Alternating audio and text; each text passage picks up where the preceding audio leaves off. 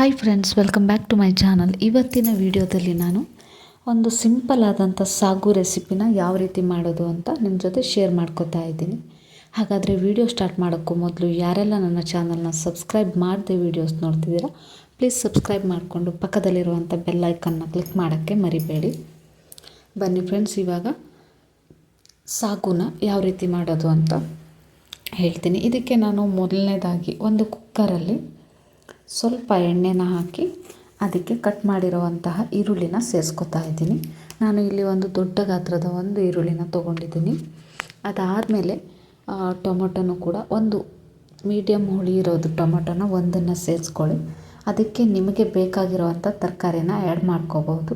ನಾನು ಇಲ್ಲಿ ಆಲೂಗಡ್ಡೆ, ಕ್ಯಾರೆಟು ಹಾಗೆ ಹಸಿ ಬಟಾಣಿನ ಸೇರಿಸ್ತಾ ಇದ್ದೀನಿ. ಅದರ ಜೊತೆಗೆ ಒಂದು ಬಾಳೆಕಾಯಿನ ಕಟ್ ಮಾಡಿ ಹಾಕ್ತಾ ಇದ್ದೀನಿ. ಇದರಲ್ಲಿ ಮೇನ್ ಅಂದರೆ ಆಲೂಗಡ್ಡೆ ಹಾಗೂ ಬಟಾಣಿನ ಮಿಸ್ ಮಾಡೋಕ್ಕೆ ಹೋಗಬೇಡಿ.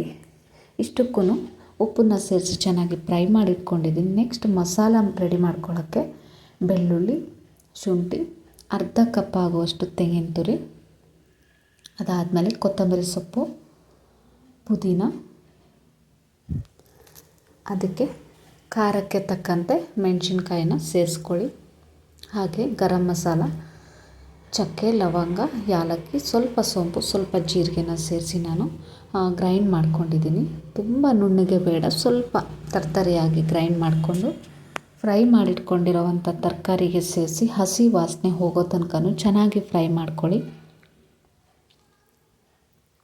ಫ್ರೆಂಡ್ಸ್, ಈ ರೆಸಿಪಿ, ಈ ಸಾಗು ತುಂಬಾ ಟೇಸ್ಟಿಯಾಗಿರುತ್ತೆ, ಹಾಗೆ ಬೇಗನೆ ಆಗುವಂಥದ್ದು. ಒಮ್ಮೆ ಮನೆಯಲ್ಲಿ ನೀವು ಕೂಡ ಟ್ರೈ ಮಾಡಿ ನೋಡಿ, ತುಂಬಾ ಟೇಸ್ಟಿಯಾಗಿರುತ್ತೆ. ಹಾಗೆ ಇನ್ಸ್ಟಂಟಾಗಿ ನೀವು ಪುರಿ, ಸಾಗು, ಅನ್ನ ಎಲ್ಲದಕ್ಕೂ ಸೆಟ್ ಆಗೋ ಥರ ಈ ಸಾಗುನ ಮಾಡ್ಕೋಬೋದು.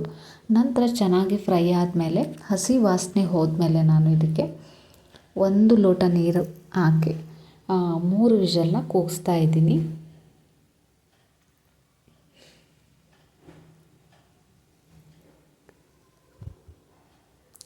ಮೂರು ವಿಷಲ್ ಕೂಗಿದ ಮೇಲೆ ಇದಕ್ಕೆ ಒಗ್ಗರಣೆ ಕೊಡಬೇಕು. ಅಷ್ಟೇ, ಒಗ್ಗರಣೆ ಆದಮೇಲೆ ನಮಗೆ ಬಿಸಿ ಬಿಸಿ ಸಾಗು ರೆಡಿಯಾಗಿಬಿಡುತ್ತೆ. ನೋಡಿ, ನೀರು ಸ್ವಲ್ಪ ಕಡಿಮೆ ಆಗಿರೋದ್ರಿಂದ ಸ್ವಲ್ಪ ಬತ್ತೋಗಿದೆ. ನೀವು ನೀರನ್ನು ಜಾಸ್ತಿ ಹಾಕಿನೂ ಕೂಡ ಬೇಯಿಸ್ಕೋಬೋದು. ಅದಾದಮೇಲೆ ಒಗ್ಗರಣೆಗೆ 3ರಿಂದ 4 ಸ್ಪೂನ್ ಎಣ್ಣೆನ ಸೇರಿಸಿ, ಸಾಸಿವೆ, ಅದಕ್ಕೆ ಜೀರಿಗೆ, ನೀವು ಯಾವ ರೀತಿ ಒಗ್ಗರಣೆ ಕೊಡ್ತೀರಾ ಅದೇ ರೀತಿ ಒಗ್ಗರಣೆನ ಕೊಡ್ಬೋದು. ಸಾಸಿವೆ, ಜೀರಿಗೆ, ಕರಿಬೇವು, ಸ್ವಲ್ಪ ಅರಿಶಿನ, ಹಾಗೆ ಅಚ್ಚ ಖಾರದ ಪುಡಿ ನಾನು ಎಣ್ಣೆಗೆ ಸೇರಿಸ್ಕೊತಾ ಇದ್ದೀನಿ. ಎಣ್ಣೆ ಜಾಸ್ತಿ ಕಾದಾಗ ಈ ರೀತಿ ಅಚ್ಚ ಖಾರದ ಪುಡಿ ಡೈರೆಕ್ಟ್ ಹಾಕೋಕ್ಕೆ ಹೋಗಬೇಡಿ.